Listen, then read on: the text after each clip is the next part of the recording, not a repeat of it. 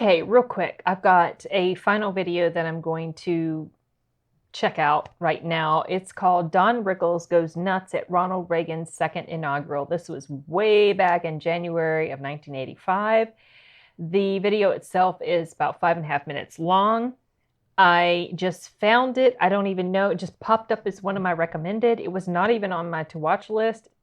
Don Rickles, I think, was suggested to me as someone to check out. I am a little familiar with him already because I've seen some stuff with him in it. But this particular video specifically was not recommended. It just showed up. This little kid, gosh, I can't remember his, Emmanuel Lewis, I think that's his name.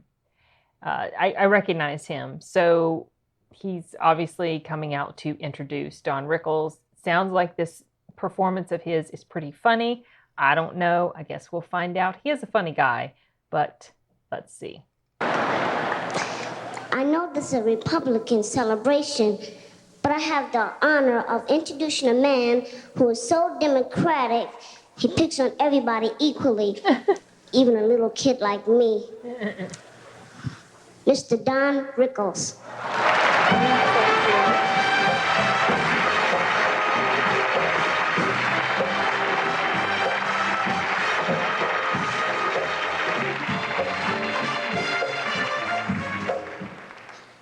Be funny.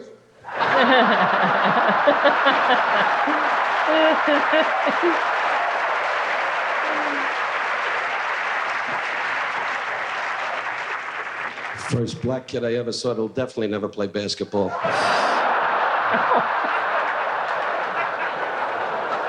I asked you, huh? 40 million stars. I get a little kid out here, doesn't know what time it is, and brings me out, and you're standing here with the band with the same cockamamie music. Da-da-da-da-da-da-da. Try to learn that the president's here. This is a big shot for me. Last night we had Bush. Well, but I'll tell you this. He was great. Did you see him and the wife after the show? He was in the lobby going, nobody knows me. I gave him a cookie. He went away. He didn't know what time it was. I'll be with you in a minute. I'll tell you this. Did you see some of his movies? Stips. I'll tell you this. How this guy became president. When he was governor, I couldn't get in touch with him. I had a cousin, did 3 months in a county jail. I made a phone call. I said, give me a break. He was too busy, tied up, wouldn't make that. He's now doing 14 years, and he's the president of the United States, sitting in the White House with Nancy, walking around going, Art Rickles' cousin is doing a lot of time. Good evening, Mr. President. Nice to see you, sir. And your lovely wife, Nancy. It's a big treat for me to fly all the way from California to be here for this kind of money. A literal mic drop.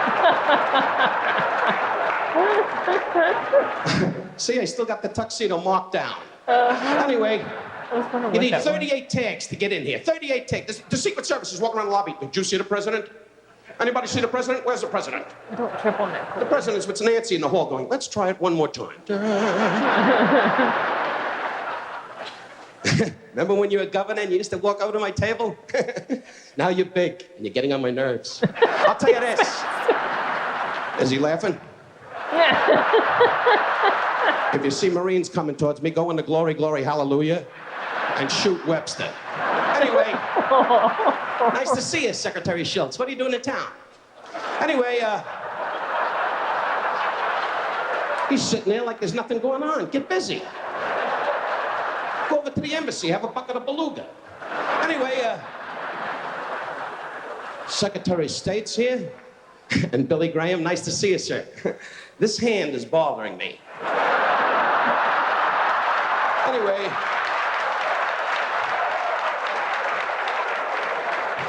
it could have been a picture if I've talked to this guy. It's great, though. I make fun of the president. Why not? I make fun of everybody in the world. That's America. Laughing, Charlton Heston. I'm a friend. It's over. I'll tell you this. If you were Moses, I was a Mau Mau fighter pilot.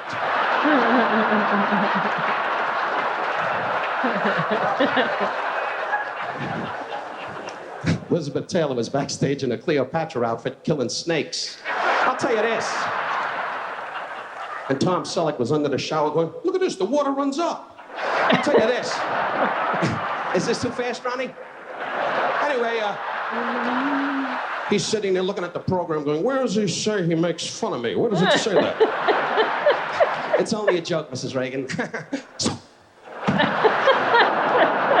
Oh, don't fall. They got real guns. Oh, I spoke to the hospital, Nelson. You died about an hour ago. I say this, though. Is this too fast, Secretary Schultz? What do you talk to that Russian about? You must say, oh, look at the way you're dressed. The tuxedo's out of style. Class it up a little bit. He's wearing a fake dickie when the button goes boom. Mr. President, get some guy that's a little hip. Get some guy walking in. Let's talk, man. Let's talk. He's 90. Let's have a meeting. That's what they do in Florida, the old Jewish folks. Hold the elevator doors.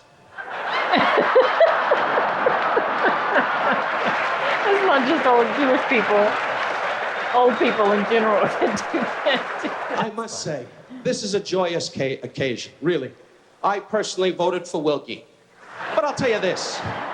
To you, Mrs. Reagan, lovely Mrs. Reagan, to you, our dear President, may God be good to you and yours for the coming 4 years and beyond that. You're a great gentleman and a great credit to the country.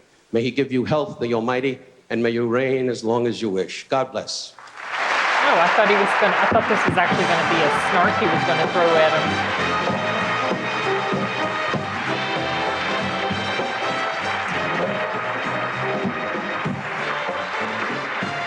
Okay, I guess it's nothing more, and I don't want it to jump ahead, and then I have to stop and edit it out. Anyway, this was fun. It feels kind of nostalgic to watch something like this because he's poking fun at everybody. It wasn't cruel humor. It was some roasting, light roasting, I guess. He lightly roasted them. And it feels like this is not something that can be easily done today because, as I've mentioned before in other videos, people are so freaking sensitive. And whoever's in office, if someone's invited to perform in a manner like this, nowadays, if certain groups aren't happy with whoever's in office, they will crucify whoever goes to perform at the White House or wherever, in honor of the president or whoever, whatever. You know what I'm talking about. Political events like this. And I find that really sad how divisive everything has gotten.